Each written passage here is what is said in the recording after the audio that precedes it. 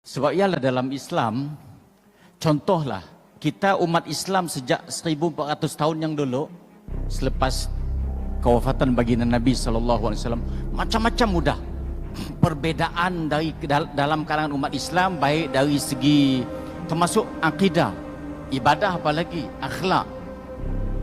Banyak perbezaan daripada yang sekecil-kecil, contohlah tentang bila nak angkat, bila qamat tak nak sembahyang, bila kita sepatut angkat berdiri, ada yang madah diri serentak, orang qamat angkat serentak.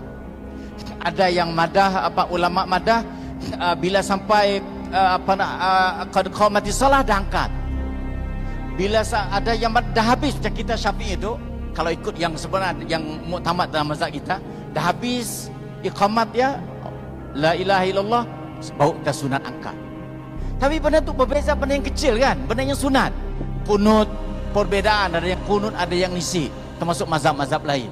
Dalam Syafi'iyah itu pun banyak perbezaannya, membawa kepada perbezaan yang lebih besar. Sah si sah, tadi sunat, yang sah macam bismillah. Syafi'i wajib baca, sunat baca nyirin. Hambali wajib baca, tapi sunat baca perlahan. Maliki dengan Hanafi si baca langsung.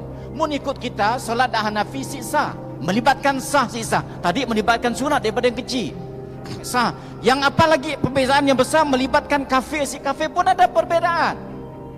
Contoh bila berbicara soal orang yang mula dosa besar, golongan Khawarij madah orang tu keluar daripada Islam. Berat nak ceritanya. Golongan Mu'tazilah madah bukan Islam, bukan kafir, kelak di akhirat kelaknya berada di antara syurga dengan neraka. Ahli Sunnah wal Jamaah kita madah, kita mukmin aslinya masih beriman tapi mula maksiat. Nampak? Pendekatan yang sampai ke tahap daripada yang sekecil-kecilnya, yang sunat, yang sah si sah ibadat, sampai kepada bab akidah kita berbeza. So gini nak mengatasi benda tu. Saya madah gitu je. Islam datang ke Nusantara dulu, ke kita situ, apa yang nibak di situ? Dari segi akidahnya adalah akidah Ahli Sunnah wal Jamaah. Kalau detailnya lagi adalah Asy'ariyah, karena kita semua belajar sifat 20.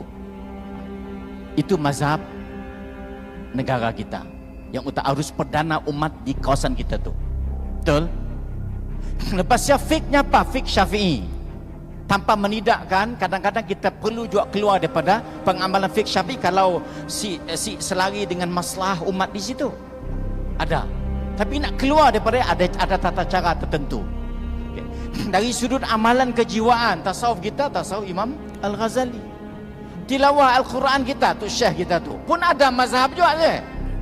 Ada 7 qiraat yang mutawatir. Ada 3 lagi yang masyhur, 4 yang syaz. Ada 14 cara membaca Al-Quran. Siapa imam kita? Siapa tahu imam kita dalam tu? Salahuddin, dia tahu bangkali. Ada beberapa orang kerat yang belajar Quran tu. Yang kita tahu Imam Syafi'i je nak. Imam akidah pun kita sih tahu. Baru-baru tu kita tahu ada nama Imam Abul Hasan Al-Asy'ari. Imam di sudut kejiwaan kita banyak kita dulu sampai sekarang terpengaruh dengan Imam Al-Ghazali. Guru kepada ruh kita tu. Dia tidak menolak yang lain. Dia juga dari sudut qiraat Al-Quran ada isu lah. Kenapa? Karena kita bersatu di bawah qiraat Asim, riwayat Hafaz, Tariq Syatibi ataupun Thaibah, dan si menafikan yang lain. Jadi apabila berlaku perkara tu, penting ialah perbezaan siapa dielak. Kalau kita ngembak, contoh siapa kita, orang yang bijak dalam tu, Imam Sudais. Imam Sudais orang Mekah, nya mazhab Hambali. Nya wajib baca bismillah sebelum baca Fatihah. Tapi danya di Mekah baca pelan, tak saya dengar kan. Bilanya disuruh imam di Indonesia di masjid besar Istiqlal. Nya tahu orang Indonesia tu, orang kantor Asia tu, Syafi'i. Bacanya bila sampai di Sia, nya baca nyerin kan. Baca orang nanya kena, nya meraihkan zuruf orang di situ, supaya si menimbulkan isu pertelingkahan dalam masalah agama. Imam Syafi'i pun diriwayat dalam banyak dalam kitab-kitab, termasuk Syahwarirullah Ad-Dihlawi. dalam kitab beliau Hujjatullahil Balighah Madah, bilanya pergi ke Iraq, Imam Syafi'i yang baca kunut. Bila sampai di Iraq tempat mazhab Hanafi, disuruh jadi imam, yang imam akhirnya si baca kunut. Bila habis sembahyang orang nanya, wahai imam, fatwa kita dah berubah kah? Masya Allah, saya tetap ada kunut ada, tapi saya meraihkan orang di situ yang si baca kunut. Kan selamat. Tapi orang kita tu si nak ngeson, nak belajar, yang nak belajar itulah. Bila dia suruh jadi imam, ada si mau baca bismillah ketika kita di situ nyerin. Kan menimbulkan masalah dengan masyarakat sempat. Jadi kita ambil satu kaedah untuk menyelesaikan itu mudah aja. Hukmul hakim yarfa'ul khilaf. Pemerintah di situ apa mazhabnya? Akidahnya apa?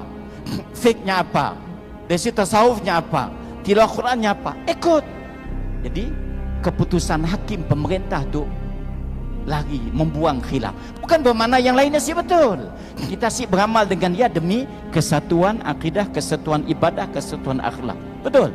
Alangkah manisnya macam ya. No, kita ada tu simpan aja untuk kita. Tapi untuk umum gunakan apa yang disuruh oleh pemerintah. Sesuai kita menggunakan kini tu. Bila nak ngajar kena ada tauliah. Siapa saya ada tauliah, jangan dibuat ngajar. Punya ngajar kelak mungkin nimbul masalah. Jadi iya nggak ceritanya. Jadi maknanya itu cara terbaik. Dan juga yang akhir ialah jangan mudah proses takfir tu. Mentakfirkan, mentabdi'kan. Mudah gila. Sedang perkara ya ada yang perkara yang khilafiyah. Ya si sama dengan tentang benda tu memang ulama ada khilaf. Perkara-perkara baru dalam agama ada hadisnya kan. Tapi ulama mentafsirkan hadisnya ada dua golongan. Satu golongan yang mengiktiraf ada bid'ah hasanah, ada sayyi'ah. Yang satu tu memang yang menyempitkan bahawa bid'ah itu hanya dolalah aja. Jadi kita disuruh menerima ni satu, menerima tafsiran Imam Syafi'i, Imam An-Nawawi, bahawa bid'ah itu ada hasanah dan ada sayyi'ah. Mungkin tak ngembak juga benda tu, habislah bercelaru, kelahilah masyarakat. Jadi kita sih kelahi kan, ikut pemerintah. No kita ada, jangan nak tunjuk pandai. No kita ajaklah si pula dengan orang lain. Sebab kita nak menjaga tu. Si ada jalan lain. Kerana nak menyekat perkembangan pemikiran siapa? Siap orang ada pandangan diri pun. Betul lah? Jadi aja. Maknanya ikut pemerintah. Pemerintah macam ni keputusan yang nak diamalkan itu. Follow ya. Kita follow ya, selamat, kita selamat, aman.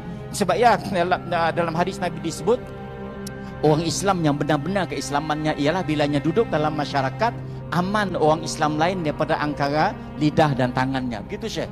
Kalau kita tu duduk dalam masyarakat, malah masyarakat kelahi dikerja oleh kita, malah bermasalah, berpecah belah. Dulu kita aman damai, datang Datuk hancur kita berpecah belah. Apa maknanya? Si betul lah apa yang ditimbaknya si sesuai dengan masyarakat kita di situ. So tinggalkan. Jangan create benda-benda macam ni. Si ada sesuai sama dari asasnya ialah perbezaan pandangan si akan sampai bila sampai dunia kiamat akan berlaku. No dulu, no perbezaan tak dulu sampai kini itu masih lagi diungkit. Si akan bersatu kita. Jadi caranya ialah patuh kepada waliul amri. Siapa pemerintah di Sia, apa amalannya, apa yang dia putuskan, ikut. Jangan lari daripada landasan dia. Karena benda itu adalah benda yang kita ada benda yang salah tak tidak. Nah, yang sesat tetap sesatlah. Tapi yang benar tak benar dan kita follow benda itu, insya-Allah kita selamat. Ya, jaklah. Terima kasih.